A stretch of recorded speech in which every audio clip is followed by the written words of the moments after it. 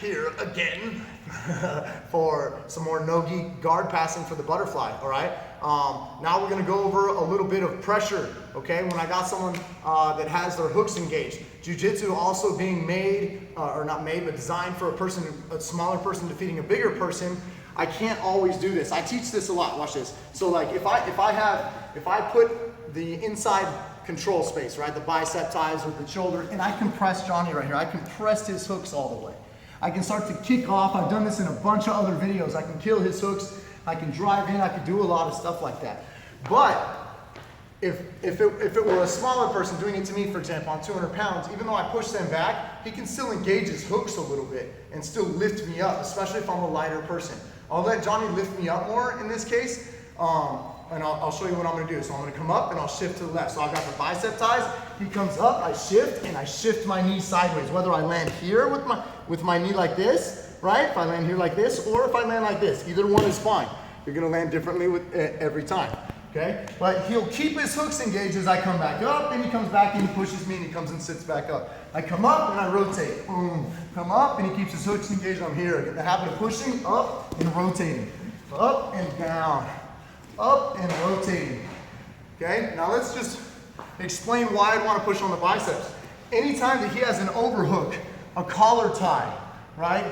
An underhook, he has some kind of control with me. I stay down here, I get butterfly swept, okay? So when I have the bicep control, this bicep control, Johnny essentially has no grips. He can try and flare my elbows and pull me that way, but when he does, go ahead and pull the elbows, right? Then I just go back into what I engage your hooks. I go back into my game that I want to do if he pulls my elbows, okay? So let's back up a little bit. Let's talk about half guard, and I'll connect this again, okay? So say he's got his knee shield and his feet are connected. Let's turn around. Connection of the feet is huge. I thread the leg, I'm right here, cupping the middle of his thigh, not his hip, not his knee, his thigh, and I'll show you from a different angle. Especially because I land on my left foot. Even if I was in half guard here, I can come on my left foot, my weight will go to my left. Watch how I break his feet with my shoulder. Now I can put my weight on my knee and swivel. Can come around for you guys that like the truck. I turn right into this, right into the love handle. I start fighting that truck position.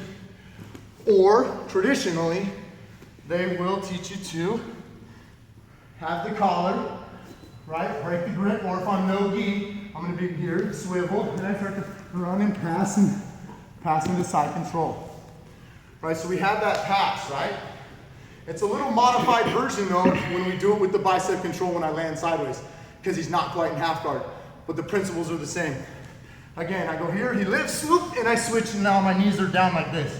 So I will just take that leg weave position right here, same spot, and I can have his head. Okay, I drop my knee down. For you guys that like the dope mount, I have the dope mount right here, of course.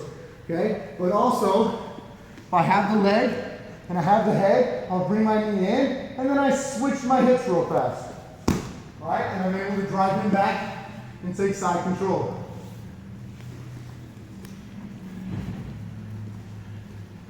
Push it back, up, and I tilt. Boom, I'm here. Now I can thread, and I'm here like this. Okay, so I can pass, switch, boom.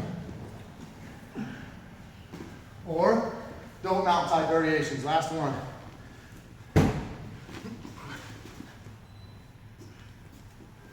Push his knee, get my knee inside.